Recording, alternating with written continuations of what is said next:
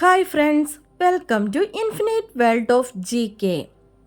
ഇന്ന് നമുക്ക് CH പ്രതിഭ ക്വിസിൻ്റെ ഇന്നലെ നടന്ന സ്കൂൾ തലം എക്സാമിൻ്റെ UP വിഭാഗം ചോദ്യങ്ങളൊന്ന് നോക്കാം.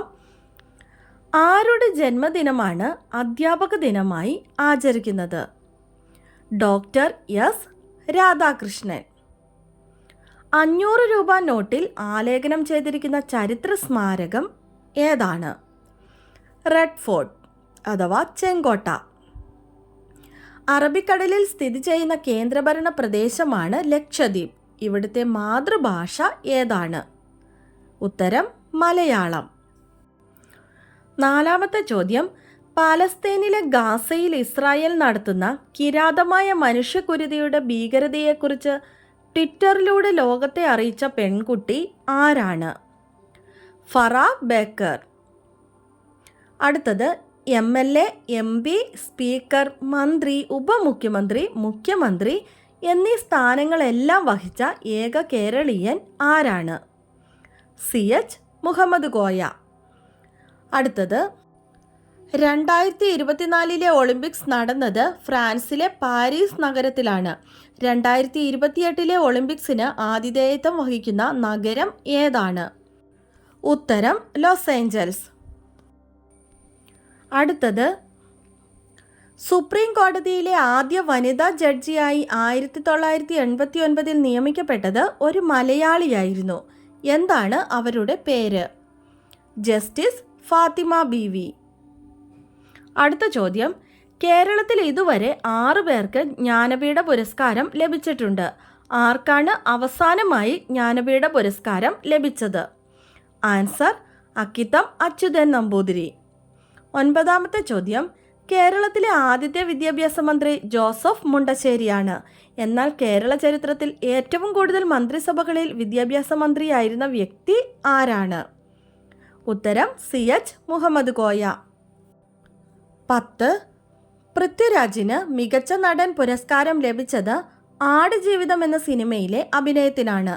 ആടുജീവിതം എന്ന നോവൽ രചിച്ച സാഹിത്യകാരൻ ആരാണ്? ഉത്തരം ബെന്യാമിൻ. 11, കൈറ്റ് സ്ഥാപിച്ച വിദ്യാഭ്യാസ മന്ത്രിയുടെ പേരെന്താണ്? ET മുഹമ്മദ് ബഷീർ. 12, സൈലന്റ് വാലിയിലൂടെ ഒഴുകുന്ന പുഴ ഏതാണ്? ആൻസർ കുന്തിപ്പുഴ.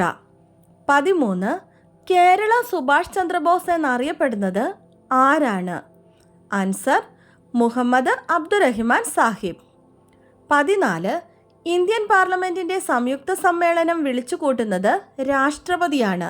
എന്നാൽ പാർലമെന്റിന്റെ സംയുക്ത സമ്മേളനത്തിൽ അധ്യക്ഷത വഹിക്കുന്നത് ആരാണ്? ആൻസർ ലോകസഭാ സ്പീക്കർ. 15, ഇന്ത്യൻ നവോത്ഥാനത്തിന്റെ പിതാവ് എന്നറിയപ്പെടുന്നത് ആരാണ്? ആൻസർ രാജാറാം മോഹൻ റോയ്. 16, 1924 നടന്ന വൈക്കം സത്യാഗ്രഹത്തിന് നേതൃത്വം നൽകിയത് ആരാണ്?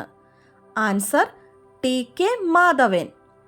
17, നെല്ലിക്കയിൽ അടങ്ങിയിട്ടുള്ള ഒരു വിറ്റാമിനായ ആസിഡ് ഏതാണ്? ആൻസർ വൈറ്റമിൻ C അഥവാ അസ്കോർബിക് ആസിഡ്.